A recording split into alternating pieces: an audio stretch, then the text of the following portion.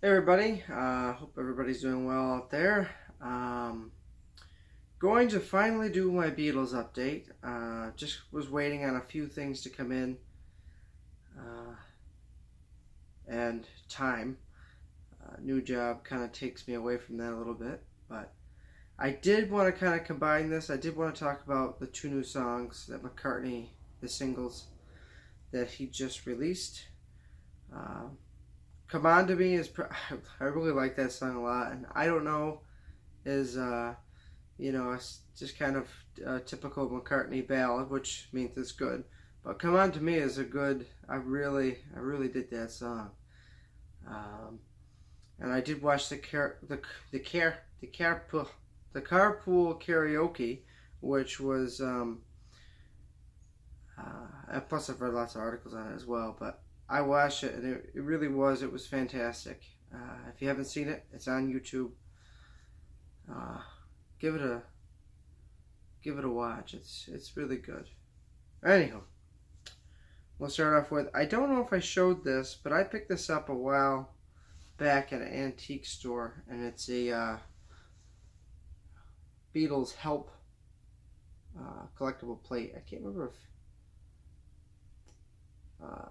is it Delphi or Delphi? I don't know. 1992. So really cool. I know they did quite a few of these. Um, I'd like to find Rubber Soul, and I think they did the Butcher album and Beatles 65 with the umbrellas, which I'd like to find those. Those are really cool.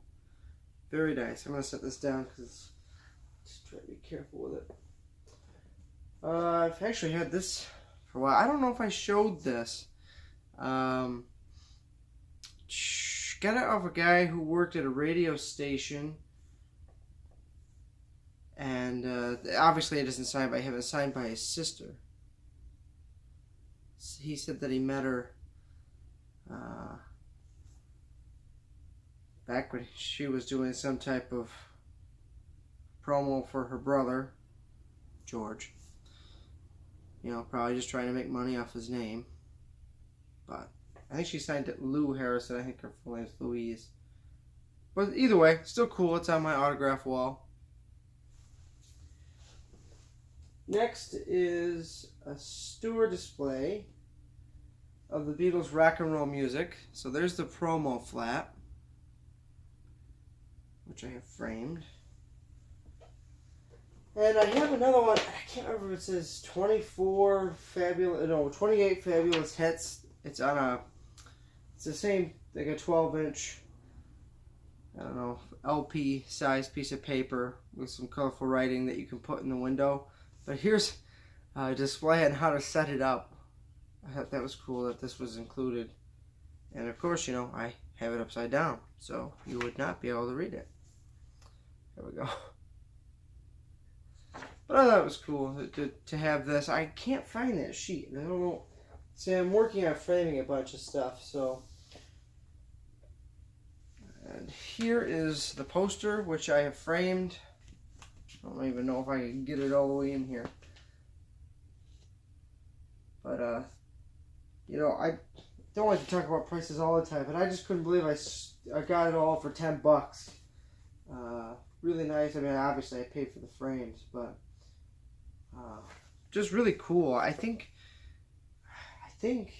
Joe, me and Mr. Mayo just picked up that store display as well, which is pretty cool. I mean, it looks nice. The original, store displays, you can't touch those. So why not get something that's still vintage, but, reasonably priced. Alrighty. Albums. Which, when I do my vinyl update, it's going to be massive. So, we'll get to the albums. I forgot I have this. My uncle gave me this. The Beatles, Free as a Bird. It has Christmas Time Is Here Again on the other side. Just a 2-song cassette. Little single here. The anthology album. I watched a really good newer documentary on working with Jeff Lynne on that. I shared it on Facebook if you're friends with me. But look it up on YouTube. It's really good. You kind of get an interview from Ringo, Paul, Jeff Lynne, even Tom Petty's on there, which is really cool on how they brought Real Love and Free as a Bird and stuff together. Really neat. Anywho, so I did get a massive, like, Once Again shop find, well, local thrift shop find, like 3 boxes of records. And then the next day we were in Rochester seeing some family members, and their friend, they got in the subject of me collecting records, and she goes, well, I have a box down the basement that I want to get rid of. I was like, all right, you know.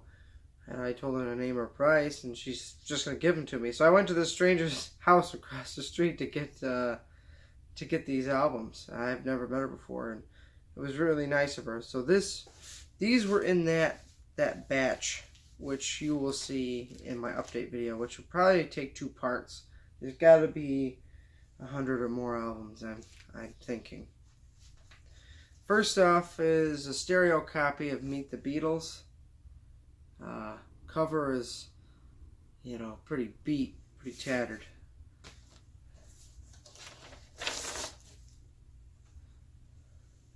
But really, the vinyl is not that bad. You know, it's really good. I've listened to them all. Just a few light little markings. Nothing serious. Sounds really good. And so I'm like, well, you know, it sounds good for free. Stereo copy of Beatles 65. Cover, like I said, has some damage to it, quite a bit. But it was cool that, you know, this lady, she lived this, you know. This was her albums from the 60s. This one's really hardly anything wrong with it, which was surprising, you know. It might still need another cleaning though, because they were in a finished basement, but they still had some pretty good dust on them. So when you kind of get it under some better lighting, there's still some dust on there. That'll probably need another cleaning. A stereo copy of the Beatles, Something New. I only had a mono copy of this, so this was nice.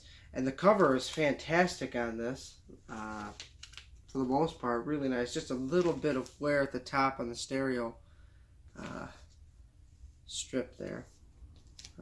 All these, besides the next one, have original sleeves.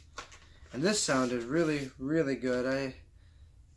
This just played fantastic. All of these are probably in very good plus excellent shape. So really cool. She told me she had Beach Boys, but she didn't tell me she had the Beatles in here. So I was like all for it, you know. Anyway, but that's a nice addition to my collection. And introducing the Beatles was in there. This is the Please Please Me edition, and Ask Me Why. She has her name on the back of it. But I think this one had a little bit more to it, but it still sounded really nice. Beatles above the spindle hole there. This had some butterflies, a little marking right there, but it still sounded really nice. Still not as nice as my one copy, which is the same as this one. I always get a little excited, you know, but at least it wasn't this isn't a boot, you know. Still kind of the real deal. I'd love to find the hard ones to find, you know, like the P.S. I Love You type deal. The cover's not too bad on this. Pretty good. So that was the albums I got out of that box. And I finally got this one.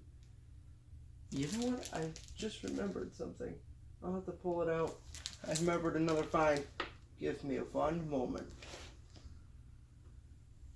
There was a...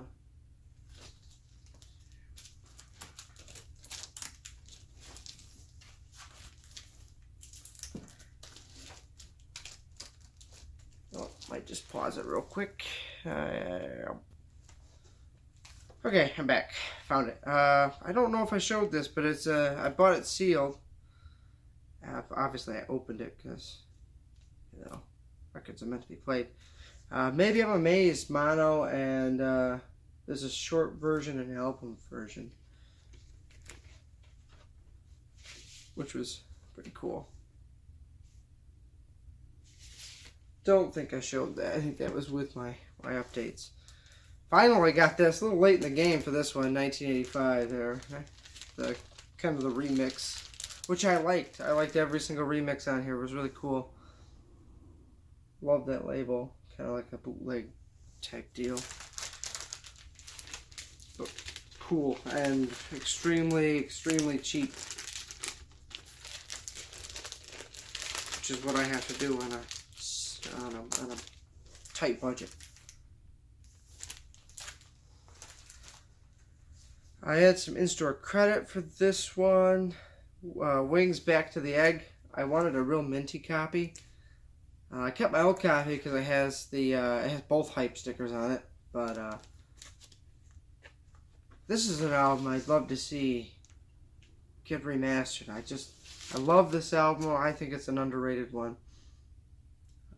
Arrow Through Me rocks the theme. It just keeps going. It's just a fantastic album.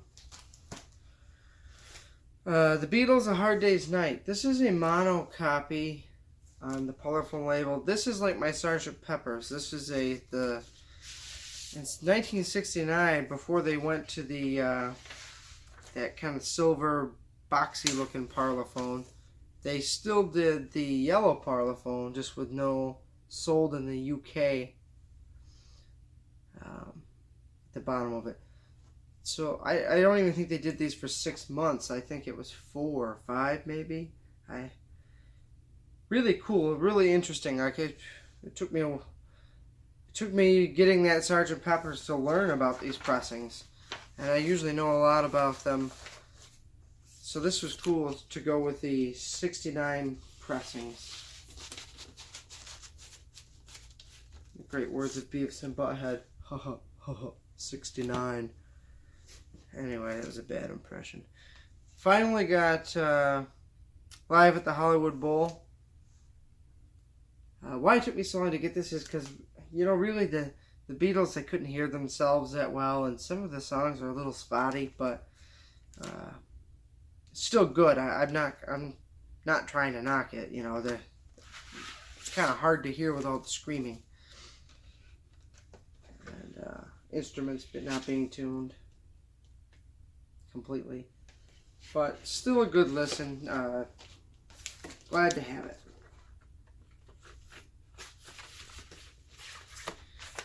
And the rest are all McCartney.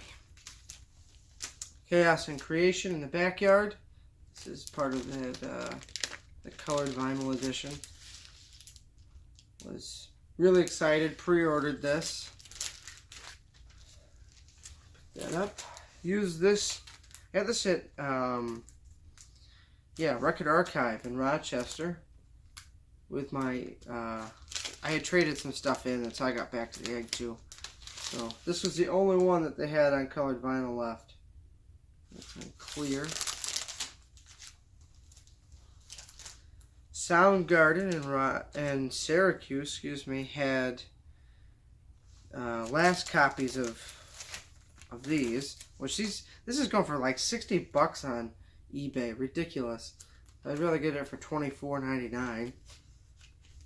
So there it is on red vinyl. Actually, I'm going to go to part 2 here. Alright, take it easy. Stay tuned for part 2.